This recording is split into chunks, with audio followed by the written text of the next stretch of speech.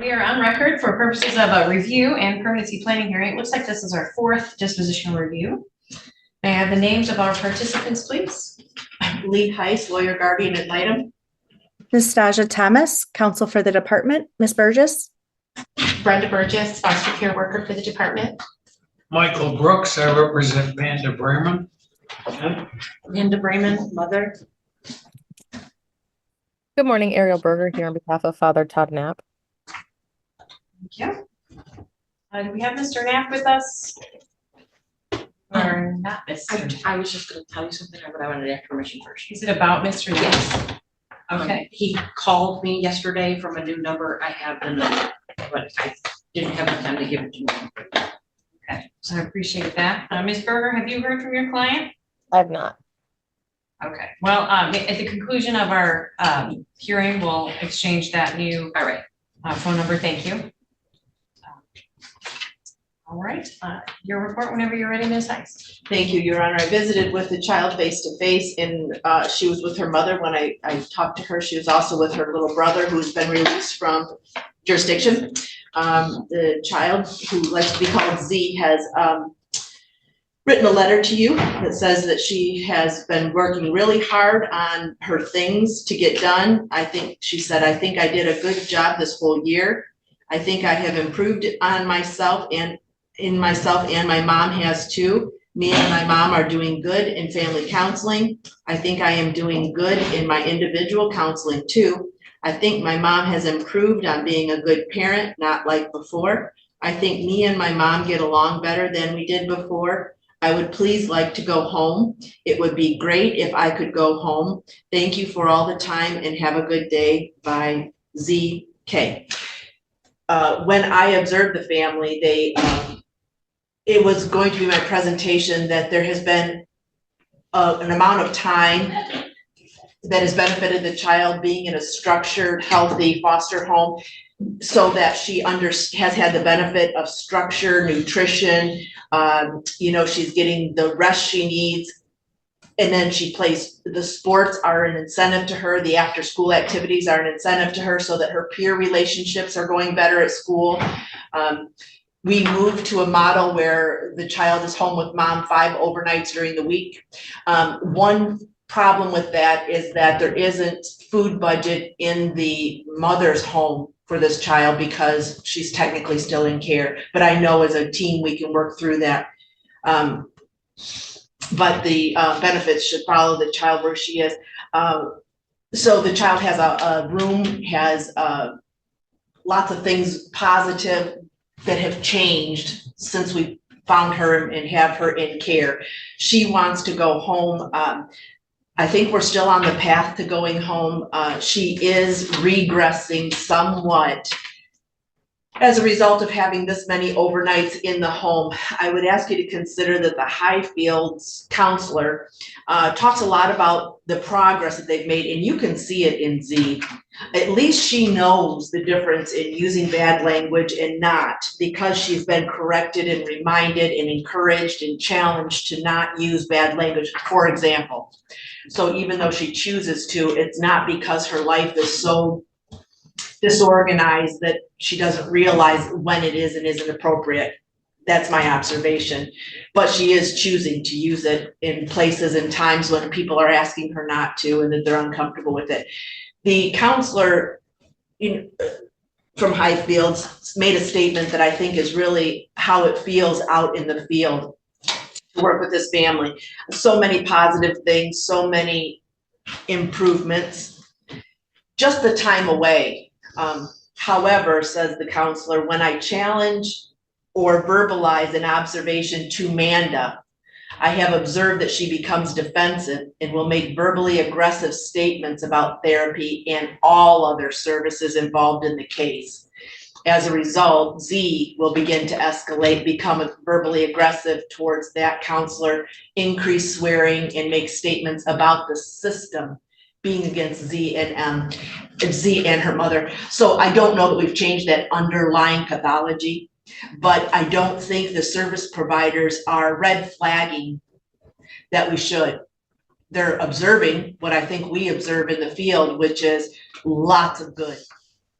And I don't know that we've addressed the risks that brought the child into care completely. But I do believe that the risk is reduced to the extent that the child is safe for those 5 overnights. She's getting to school, although her school behavior is escalating some, but the mother is working cooperatively with the foster parent.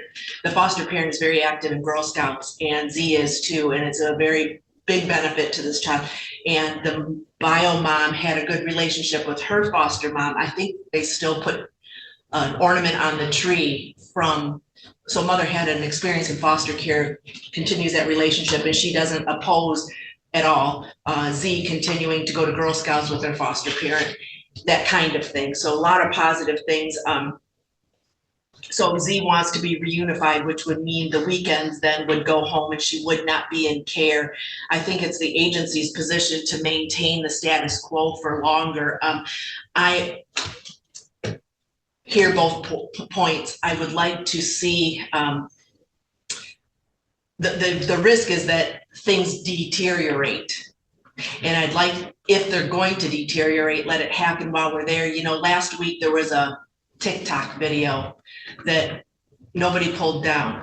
And in the TikTok video, Z is teasing the baby, who's a walking baby. He's more than one, but she was teasing him about, go bump your head on the wall. So Z, the little baby, went over and bumped his head on the wall, while 2 adults behind Z, you know, watched and kind of, no, don't do that, but kind of all laughed and kind of, you know, nobody got up to put pressure on the baby's head, although I'm sure he didn't even get bruised from it. It wasn't like he was banging it, but you know, that kind of environment for Z, I don't know how we're going to fix that without our service providers really saying, articulating for us what the risk is. Is this just a style of parenting where, you know, there's, as opposed to the style that we're asking for from foster care? I think it's much more than a style, but service providers, I don't think, are red flagging it. So I present to you then that the child wants to go home full time, and I think the agency wants to continue the status quo. I guess if I had to say, I'd like to test and put her at home so that we can just get some evidence if it's going to be sufficient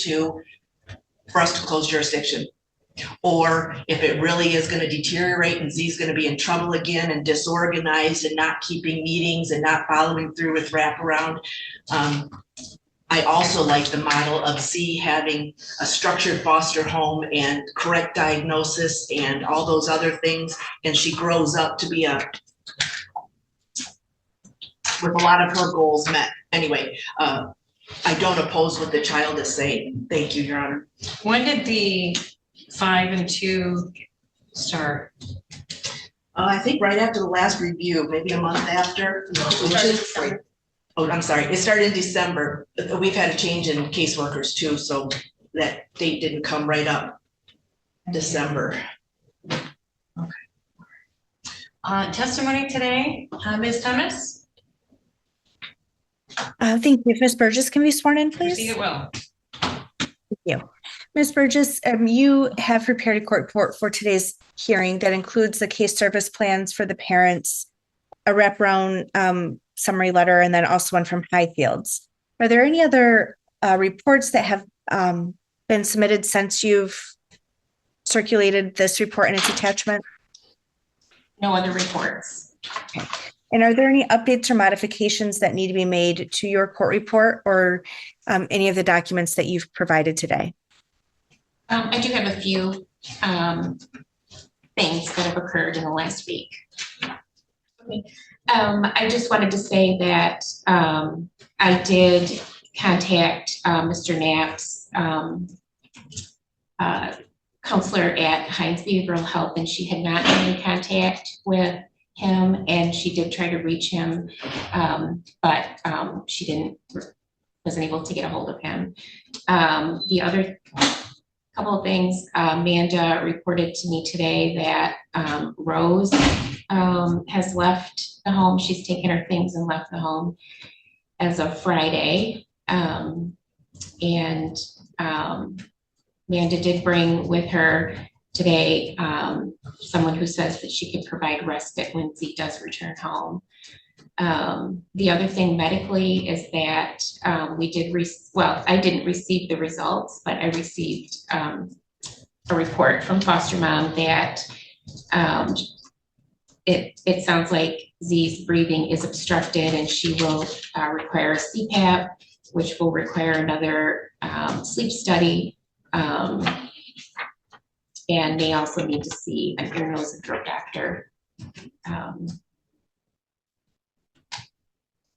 That was just recent. Thank you. Thank you for those updates.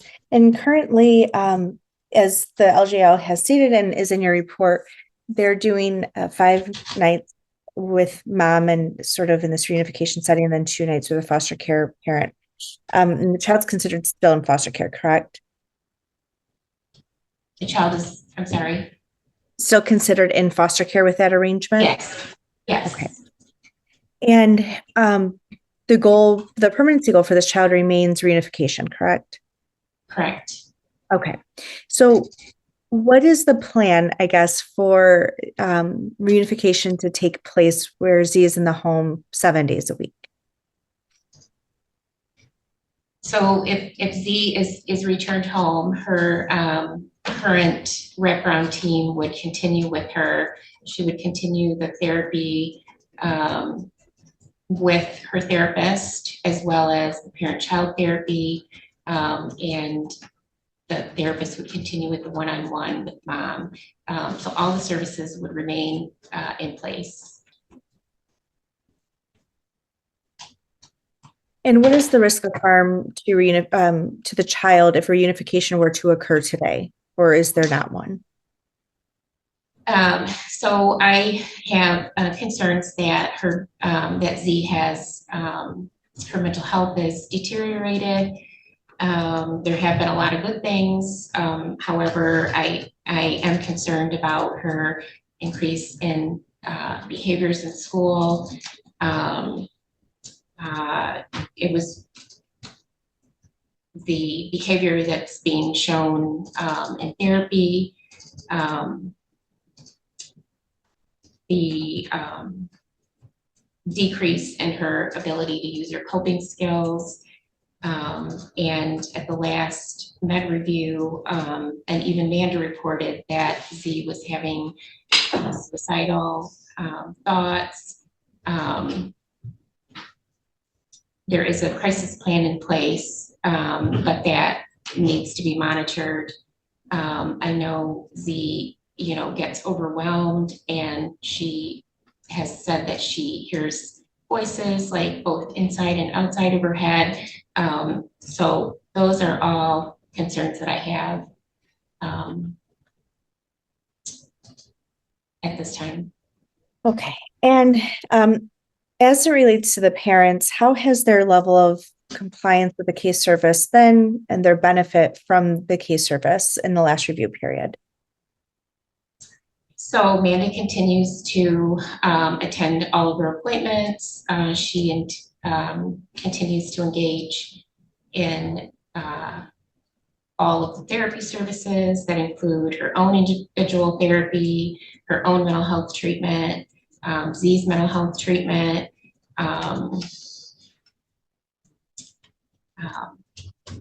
any wraparound meetings. So she is compliant. Where I have concerns are that she can become defensive. She can make verbally aggressive statements. I know she has a lot of fears around CPS continuing to be involved in her life. She really wants Z to change. Z really has changed, but like mom will refer to the past, like, I can't get this because Z might break it, or,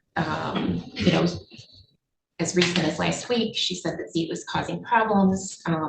So those are my concerns. Thank you. Is there anything else that you would like to bring to the court's attention from your report or information that you have to help the court make an informed decision regarding this review hearing and the permanency planning hearing? I had just suggested that we continue Z out of the home for another review period to mom. And mom was, not willing to do that, or I should say didn't agree with that, and remarked that she would not continue in these, continue to participate in it as much as that she has been. Mom feels that she's really been trying, that she's doing the best that she can. And she does want Z to return home. If the court were to order Z to be returned home today, would you recommend keeping the case open for monitoring more like in home jurisdiction? Yes. Thank you. I have no further questions for this witness. I'm going to move to admit the court report and its attachments. Thank you. No objection. No No objection. objection. Thank you. They are admitted. Questions for this witness, Ms. Berger? Thank you, Your Honor. Ms. Burgess, have you had any contact with my client recently? I have not. And when was the last time you were in contact with him? It would have been quite some time ago, because I was off for a bit. So it would have been before the summer. Okay. I have no other questions. Thank you. Thank you. Mr. Brooks? So you're opposed to turning this child over to her mother full-time, is that right? I just have concerns about that. I will support whatever decision is made. As it is now, she's spending what, 5 overnights a week out of 7 with her mother? Yes, she goes Thursdays after school, and then through Monday, and goes back to school on Tuesday. I mean, she goes to school every day, but after school on Tuesday, she returns to the foster home. And how long has that been in place, that 5 overnights? I would say early December. And your testimony is that she is now regressing in that short period of time? Yes, Is my client doing everything that she's been asked to do? she is compliant with meetings and services, yes. How long has she been doing that? Since this case began. Since what? Since the case began, which was in November of last year, 2022. So over a year. Yes, Is the child doing everything she's supposed to do? yes, and in fact, she wants to do more. She's been involved in sports, and she's done really well. Would it be fair to say that that the process is working well, if not perfect?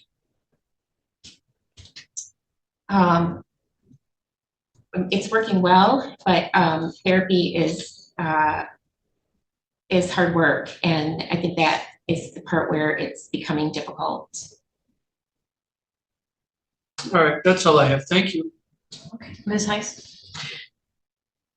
Would it be accurate to say that both mom and Z are compliant in their services, and that we need information about whether full reunification is going to work? Yes. And there's a chance, I feel, that you're saying there's a chance that that's going to not be good for Z, that it might not work. Yes. And you would rather be cautious and give it more time before pushing the 2 people together full-time. Yes. Okay, and then let me ask you some questions. Do these folks own a vacuum? I don't know. Is that something DHS could help them with if they don't? I could ask. Have you noticed that the houses could use a vacuum? And I don't know that they don't have a vacuum, but I mean, that's something that I could address. Okay. There was a decision to bring a puppy into the household, is that right, this last review period? Yes. And so pets have a lot of positive effect on a family. How did the puppy affect their budget? I'm sorry, I don't know. I do know that they had a dog. It was Z's dog and he passed away. And then shortly after he passed away, they obtained this new puppy. You said Rose has left the home. Who is Rose? It's someone that Amanda has known for a long period of time, and they refer to her as grandma, but she is not a biological grandma. How did it come to be that Rose was living there? She didn't have anywhere to stay, didn't have anywhere to live, and I learned when I returned to work in November that she was staying there at least part-time, and was going between Amanda's house and another person's house. Does she check out as being a safe, approved person by DHS? She does. I mean, I'll say no. However, she is an older person and with a history, I suppose. Okay, so maybe her paperwork data shows that she wouldn't be approved, but she's actually okay, safe. Is that accurate?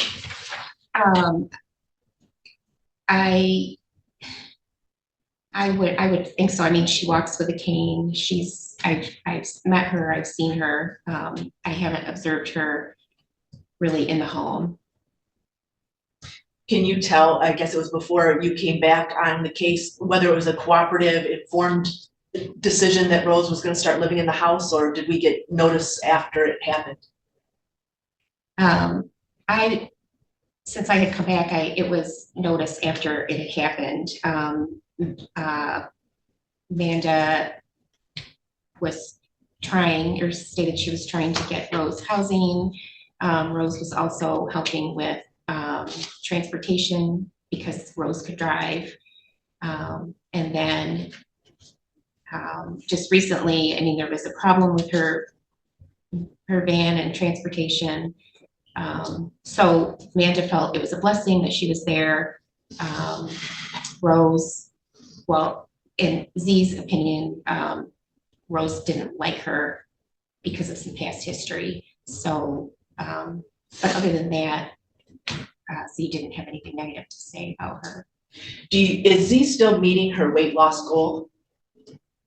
She has gained weight recently. She's gained quite a bit of weight. Have we done a check on what she's eating when she's with mom? We talked about it. I mean, I don't, you know, Amanda can tell me that they eat dinner. I know there was an issue a week or so ago about Amanda saying that she could only have one snack. And the thing is, that's the rule at the foster home.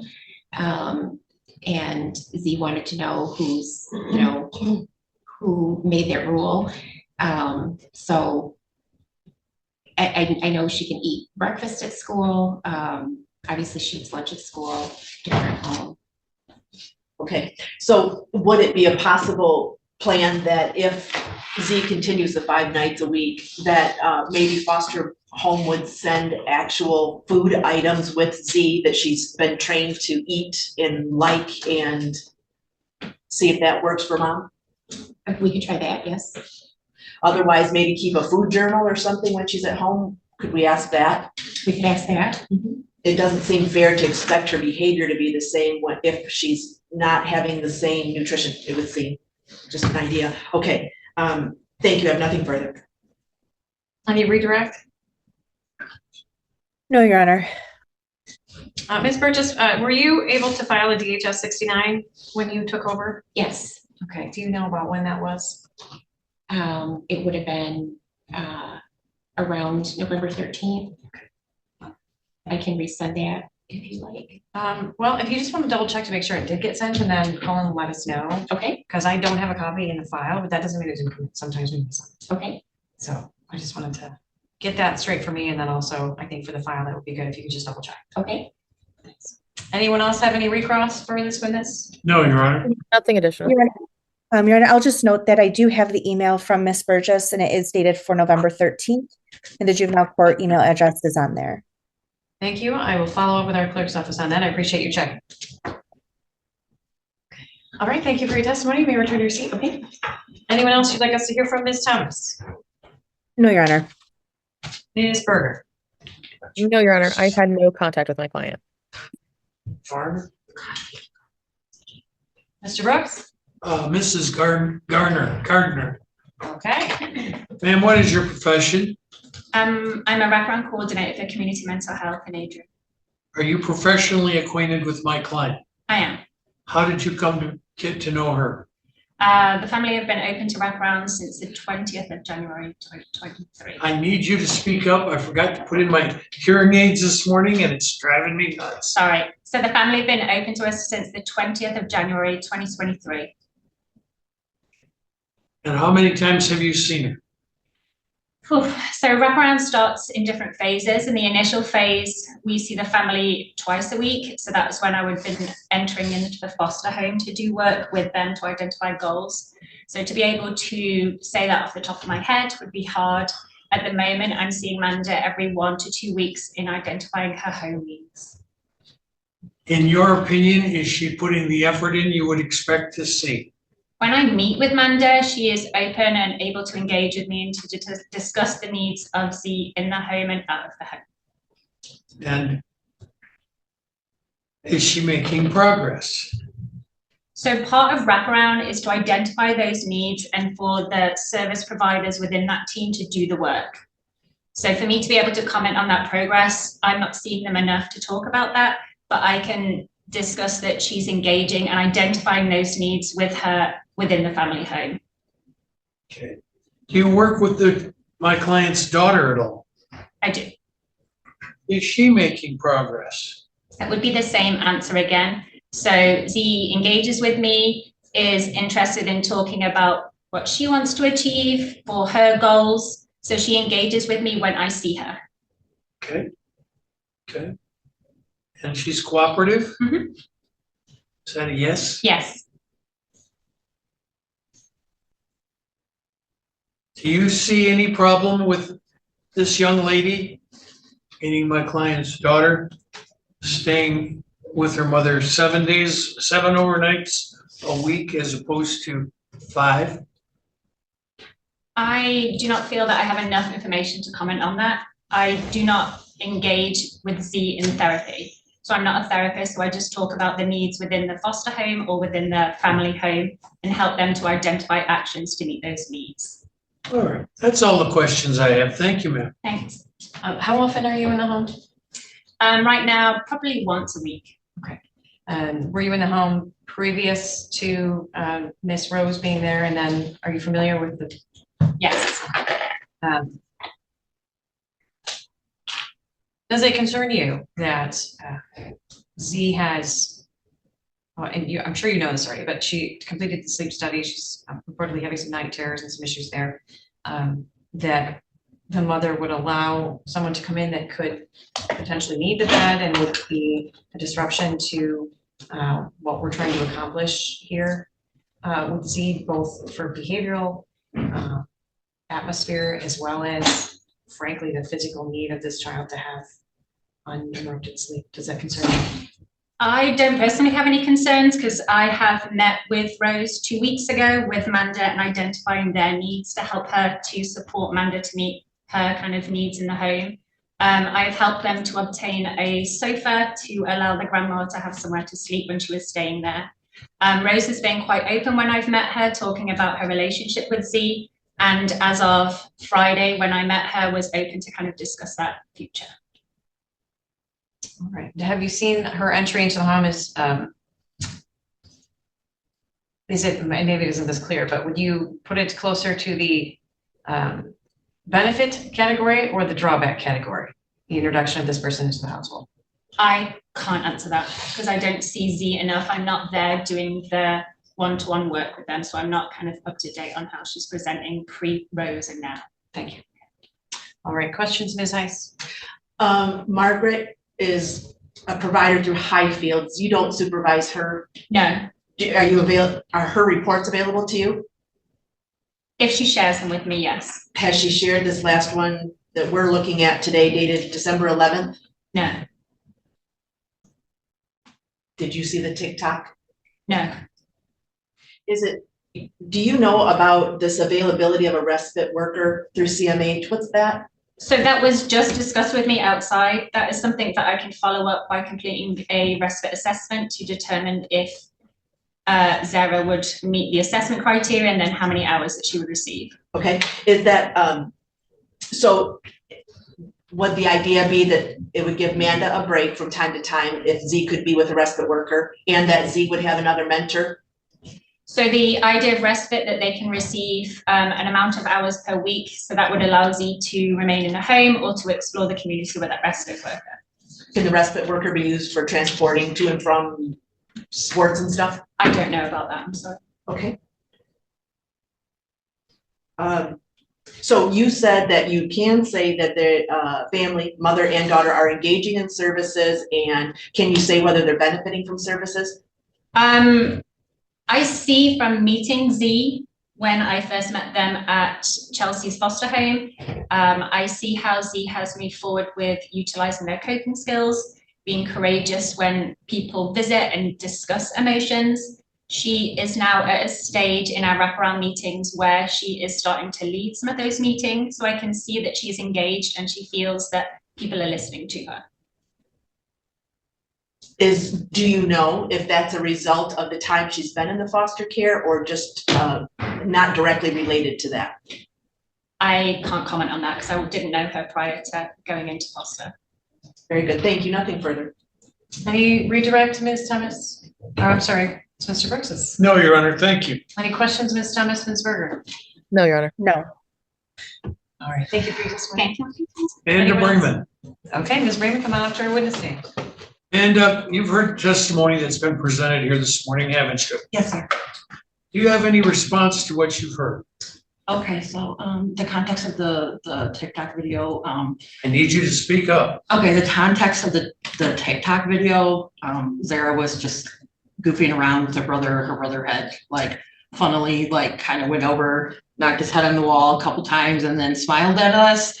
And Zara thought it was funny and cute, so she recorded it and then kind of was like, you know, my brother just knocked his head on the wall and then came and laughed at mom, and then she prompted him and like kind of was like, you know, saying to go knock his head on the wall or whatever. So he did it like once, turned around, smiled at us, and then came to give me a hug. And it was just like a cute little, he wasn't hurting himself, no one was hurting him. I knew he wasn't gonna be hurt. He's been walking since he was 11 months old.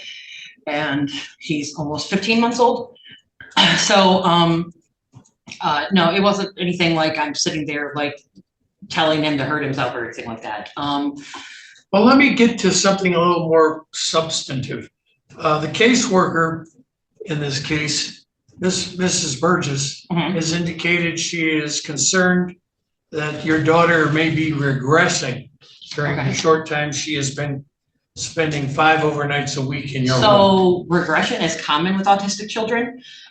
You can look up tons of literature on that. Regression is something that is going to happen. Regression is something that has happened multiple times to my child. We have worked tons of years to get where we are. There has been times where my child could count to 5, and then the next morning she'd wake up for ABA and we could only count to 3. Or we'd be fighting to count to 3, but just the day before we were counting to 5. This is regression. It happens with autism. Margaret told me, hey, guess what? There's going to be regression when she comes back. I said, hey, guess what? I know this. I went to child development classes. I went to tons of things that have to do with, I mean, I literally have been advocating for autism and all sorts of different kind of things like that online for almost 10 years now. I share tons of things to educate people. Like they think like I don't know these things, but I do. Yes, I did make a mistake. I fully own and admit that. by letting Terry be in the home. I thought I was doing the right thing by supervising the child around him instead of saying, hey, go out and get unsupervised visitations with the child that could have been his. No, I mean, yes, do I regret it? I totally do. I shouldn't have let him there. But at the same time, I didn't Did want to. anything happen? No. There was one time Zara tried to kick him and she fell over into a tote with shoes in it. That was the only time. But then, you know, months before that, she tried to hit somebody on the head with a frying pan in the kitchen. And, you know, the cops didn't do anything then either. So. Well, all right, let me ask you this. So if there has been regression and you don't disagree with that No, I mean, it's regression, gonna happen. what you're saying, if I'm following you correctly, is it's not because of any lack of support, guidance. No, she's very supported at our home. We want her to be involved in these things. I am very appreciative of Ms. Flores's advocacy in this situation. She advocated to get Z transport home on the days that she's at my house for her to participate in sports. I'm very appreciative of that because I don't have no way to do that. You know, Rose was staying with us for a little bit on and off, and she was helping to provide as much as she could in means of transportation, but she's an elderly lady and she has her own health needs to take care of and couldn't be there every day to pick up Z from sports. So I really do appreciate her helping us to figure that out. I'm all for her continuing to do the sports. I do have concerns about if they throw too much services in, like, is she gonna still be able to do sports? Or are we gonna have time after school to do all of this if she's gone until 5:30, 5:45 or whatever, riding that bus home after the sports? Are we gonna be able to have time to do, you know, 3 or 4 different programs? Is someone gonna have to tell her that she can't do one of the sports? Like I've been asking for honest and open communication for months. I have sent screenshots and text messages to the workers to show that, hey, look, this person's not communicating with me. They're not doing their job correctly. Like I talked to Miss Heiss over there. I told her that I'm not receiving Zara's food stamps, and I'm getting to the point where I'm running out of money. I have proved that for over a year I could still take care of her without the assistance, but I'm at the point where now I need to ask for that little bit of food stamps back because I'm struggling to provide a meal for all of us, and I don't want to get to the point where I have to choose not to eat to feed the children. Well, moving on. A comment was made by, I believe it was Mrs. Burgess, that you stated that if the court does not give you the full 7 overnights a week, you're not going to put as much into this as you have in the past. So I had explained it to her that I felt worried about that because of not being able to get the food stamps. I felt like we might not be able to continue doing like the 5 overnights because what if I don't have the income to pay for the food for the 5 overnights, and now Rose isn't there and I don't have a way to get to the pantry. If we do set up the respite hours or whatever, the lady that I brought today, she's in the hallway taking care of my son. She has agreed to help us with things such as that, to help Z to behave better in the grocery store. It's a struggle. She's offered that. So I think that may be something we could even explore, is even her helping us go to a pantry or whatever. Well, let me ask but that you- was my concern. I wasn't trying to say that, oh, I'm angry at you or anything. I'm kind of angry because I feel like I'm being punished because I was assaulted and I can't give a name for my child, so I can't get my food stamps. So I'm struggling to feed myself and my child because All of right, that. and the question I want to ask you is, hypothetically, the judge does not grant you the additional 2 overnights, hypothetically. Are you going to back off on the excellent efforts you've put in to date towards? I mean, there's nothing, my schedule's already set. I mean, yes, it does reset every single month because they rechange everything and I just never know what they're gonna expect of me. But it's already set. It is what it is. Now, As you soon as indicated, my ride left, I called somebody within 2 hours and found a new ride to get here. you have indicated that you've spent the last decade studying the burdens associated with autism, right? Yes, sir. I don't know anything about autism. A lot of people don't, sir. I do know there is a reference to something called the autism spectrum. Yes, sir. Could you tell us where your daughter lies, in your opinion, She would be on the considered, spectrum? she would be considered like, a level 3 high functioning. She doesn't need an extreme amount of supports. Maybe they might put her at level 2 right now just because of the fact that she is receiving wraparound services. And that's the level that she was diagnosed at when she was diagnosed shortly before turning 5. So, but technically I would consider her high functioning, or the equivalent to what they used to call Asperger's. Used to call what? They used to call it Asperger's, but that is Oh, Asperger's. yeah, Okay. they discontinued that term. So the way the scale works is the lower the number, the less severe. Yeah, I'm pretty sure I'm getting that right. Like, they don't even use numbers anymore, really. It's all just a spectrum, and then you fall somewhere on the spectrum. Well, for simpletons like me, it Yes. sure helps. Yes, yeah, So you would put her somewhere between a 3 and a 2. yes. I mean, we're not living at Mott's Children's Hospital anymore, constantly going to appointments every single day and spending 5 to 7 hours in a taxi cab waiting to get home. So I would say she's definitely not high needs at this point. Thank you. I have nothing further. Ms. Demis, I have nothing, Your Honor. Ms. Berger, No questions, Judge. Ms. Heiss? If Z is in your care, what are we gonna do about this thing where you say she has autism and this other report says she doesn't? But it's still on her list of diagnosis. Katya has that. Katya has told me it's still on there. Okay. It was just, this paper was her reassessment to see if her autism was to a point where she needed ABA therapy, and her autism isn't affecting her social and all them abilities to the point where she needs ABA therapy. You don't just decide one day that a child's not autistic. Autism is a lifelong disability and a lifelong challenge that she will deal with for the rest of her life. There's no miracle cure, and it's definitely not caused by vaccines. I didn't hear your last comment. It's definitely not caused by vaccines. I was trying to joke there.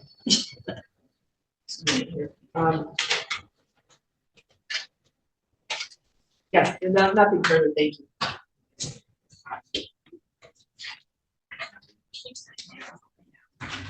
Is there a reason that Z is reporting that she's getting up with her brother, or getting up at 4 o'clock in the morning? So I brought this up to Brenda, that I was like really kind of disturbed about that. Z had chosen to set her alarm for like 4 or 4:30 the first 5 days that she had came or whatever, and attempted to do that, to get up that early. Her communication to us was that she wanted the extra time so that she could watch TV or listen to music or whatever. Foster home doesn't have that stuff. And I don't mind that she does it to a certain extent. So she wanted to have extra time to do all that after she got dressed and ready. We are absolutely not forcing her to take care of the infant. It is right in the safety plan thing that she can't be allowed alone. You know, she can't be taking care of the infant or whatever. It's written in there. And she's definitely not taking care of Grandma Rose. If anything, Grandma Rose provided, Grandma Rose was more than capable of cooking food for herself and others. She helped clean. Like Brenda said, she provided transportation if we needed it to places. Well, your child is going to an evaluation for a sleep study because she's not getting good sleep. She has. So did that factor into your decision to allow her to get up early to watch TV before she goes to school? Oh, I didn't allow her to do it. She just did it. I can't stop her. And she didn't continue to do it. She tried it for like 5 days and then she didn't do it. She's been getting up at 5:30. Okay. So no, and I did bring that up to Brenda. I said to her, maybe instead of Margaret writing this down and trying to admit it as facts in court, which, okay. And then maybe she should have like sat us down on the couch and brought it up in front of me and her, and then seen what Zara's face looked like when she asked. Because my child doesn't have a poker face. Okay, any more questions based on my questions, counselors? No, Your Honor. No. No, Your Honor. None. Thank you for your testimony. We return to your seat. No other witnesses. Ms. Hicks? No witnesses, thank you. Comments? Ms. Simmons? Thank you, Honor. At this time, I think the concern is the benefit of services, and I know that there's some competing testimony there. But the service providers are noticing that regression. And at this time, we are requesting that status quo remain in place, the child remain in foster care. Don't know that the 5-2 split is going to continue to be beneficial. But I do think that Ms. Burgess has the skill set and the knowledge and work experience to determine whether that needs to be altered during the next review period. But I know that we also have other procedures available to us to get this child returned home if that seems to be appropriate. There's always, I don't know that it's necessarily regression, but there's always some change is difficult, I should say. So in the last month, there's been this drastic change to the schedule, and it could just take a time of adjustment, or we might need to figure out a different plan. But for the time being, we are requesting status quo and another review period. Thank you. Okay, Ms. Berger, any comments? None, Your Honor. I would just request the updated number from mother at the end of the hearing, if that's possible. Mr. Brooks? One of the hallmarks of this case from the beginning has been my client's candor as a witness. I think we actually learned some things listening to her. I'm no authority or even competent to discuss Asperger's disease or autism. I know it exists, and that's the beginning, middle, and end. But she knows a lot about this. And when she tells me, and given her history of candor on the stand, when she tells me that in autism, it is not anything special, that there are regressions, I kind of hearken back to what we have learned over the years about drug abuse, although they're not related in any way. But we all know drug abusers relapse. It shouldn't be a surprise to find out someone dealing with the burden of autism from time to time relapses. But ascribing a cause and effect relationship to that, to what my client does or does not do, seems unfair. It strikes me that this woman is pretty darn good at what she does, dealing with the burden that her daughter has to deal with.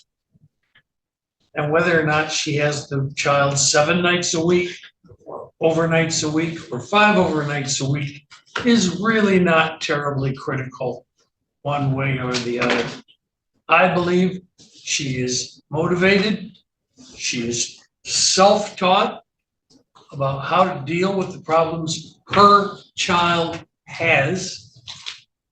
It sounds like she is, how did she put it? A high-functioning autistic child, and my client has made her adjustments with the progress her daughter makes. I think the best place in the world for this child to be is with her mother, who knows what's going on. She gets it, and she is doing the effective things needed, including the services of the department, to get the job done. And I'm asking that you return this child to her mother 7 overnights a week. Thank you. Thank you. Ms. Hunt? No closing, thank you. Well, the court finds that all interested parties were given notice for purposes of today's hearing, review hearing. It was just a review hearing. It's not a permanency planning hearing, although we are coming up on a time frame where we need to do one of those. So in our next review hearing, that will also be a permanency planning hearing. I do find reasonable efforts towards the goal of reunification are being made. Those were well detailed in the testimony of Ms. Burgess, as well as in the court reports that were submitted. All the services that were discussed today, for example, are a great way to promote successful reunification of the home. Ms. Heiss, of course, is always in, and specifically in this case, is in satisfaction of her obligations as guardian ad litem. Your question echoed mine, and as it relates to the autism diagnosis, I too read the evaluation that was issued back in June that indicated, as I recall, that there was no diagnosis of autism for this child, that it had been a misdiagnosis. She was involved in some therapeutic interventions that seem to be making a pretty significant difference for her as it relates to her behaviors and her coping mechanisms. She was doing better in school, but since instituting 5 days a week with mom, We have seen her regress, which is significant in that she's not using the skills that she had gained before, and she's getting to the point where she's going to be compromising the gains that she's made. If she gets kicked out of school or suspended, she's not going to be able to participate in those extracurricular activities, which are have been shown to be extraordinarily helpful to her in helping to maintain her behaviors. And the only change that's been made is that increase in time with mom at her home. I also have some concerns about the benefits that we're seeing from Ms. Brayman. Part of the reason that this court took jurisdiction was because there was physical abuse by Terry Murphy against the oldest child in the home, which Ms. Amanda Brayman denied on the stand today, which is concerning. So we had him living in the home with a very physical pattern of interaction with her oldest child. Then there were other people living in the home that also the court had to order them to be evicted out. She insisted on having, I think it was Jennifer Corkin, Donald Held, there was some other, and their children were residing in the home, which was a serious issue. There's not enough room for them there. It interferes with the structure necessary for her oldest daughter. And now in the last report period, as sweet as Rose may be, we have an example of a pattern that continues despite a year of interventions by the court, which is she has invited another person into the home. She hasn't discussed that with the treatment teams. She didn't discuss how that would affect Z, who needs that structure, needs those supports, and needs to be a priority. And so for those reasons, I am not going to allow the return of the child full-time to mom. Mom has been engaged in therapeutic interventions, which I appreciate. There are still some of those hesitations that are being expressed by the service providers as they try to work with her and really dig into some of the substantive things that she needs to process. That's being reflected by Z as well, which is also not a good way to show us that Z is the priority for mom. Ms. Brayman appears to be resistant to looking at employment, which would increase the income obviously to the home, and there doesn't seem to be a clear reason why she's resistant to that. So I'm still seeing some of those patterns that show me that Ms. Brayman still has some work to do in her own treatment, as well as in making sure that her daughter is a priority. And as she departs the courtroom, Yeah, because I'm on disability, I don't need to. unfortunately, That's rude. that is a reflection of the concerns that we continue to see. So I appreciated very much Mr. Brooks's question as to whether or not she were going to intend to continue to participate in her services, and I hope she does. But as it relates to Z, who is the priority of the court, I don't want to see her regressing. It's an extraordinary situation when she does regress. It isn't just a simple thing, and it could compromise a lot of growth and progress in this area at a time when this child is still impressionable in a way that she could potentially be successful in many of these ways, and I would like to see her be able to do that. So I will continue to ask the department as well as our foster care placement to support her and to help provide that structure, including around the sleep schedule as well. And I think by the questions that I asked, you can see also my concern with Ms. Amanda Brayman still feeling like she's not able to say even to her daughter that she shouldn't be getting up an hour early, given the sleep study concerns and her feelings that she's not able to control her daughter, which is not really what we want to see. We want to see her being able to work with her daughter, not necessarily just control her. That's also part of a gap that I can see in where she's been trying to gain some parenting skills and gain some skills in working with her daughter, and maybe we're seeing a gap there. So for all those reasons, the child will remain under the jurisdiction of the court, Department of Health and Human Services, and foster care placement. I think that is the safest and least restrictive, given the concerns that I've articulated on the record today. Our next review will be a permanency planning hearing in addition to a review. And I would like to suggest that we conduct that on Wednesday, March 20th at 1:30. Ms. Berger, are you available Wednesday, March 20th at 1:30? I'm sorry, yes, You're I am. I will have to find coverage. And if I can't, I will ask for an adjournment, but I won't be available that day, but I will work to find coverage.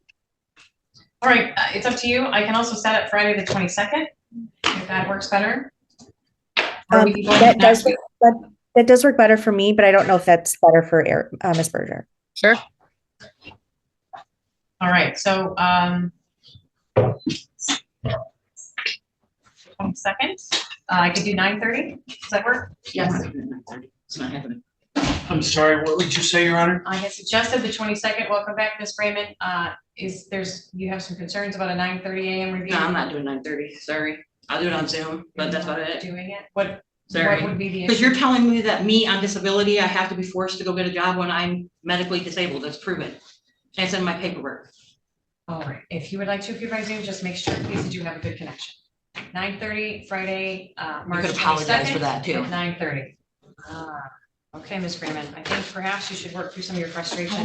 in a therapeutic I'm not trying to go to session. jail for you. That was rude. It was really love for you rude. to not go to jail. It was really, really rude. That's up to you. We're done with your case for today. Review and permanency planning hearings been scheduled for Friday, March 22nd at 9:30 in the morning. Is that what Or it's in recess. Not at all. Okay, I'm just hoping it's- David, I'm sorry, Deputy Ames, could you